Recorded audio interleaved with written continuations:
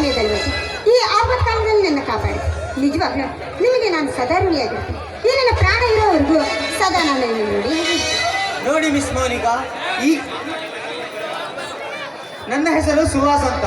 ಋಣದ ಮಾತೇಕೆ ಬಿಡಿ, ನಿಮ್ಮ ಜಾಗದಲ್ಲಿ ಯಾರೇ ಇದ್ದರೂ ಇದೇ ರೀತಿ ಕಾಪಾಡುತ್ತಿದ್ದೆ.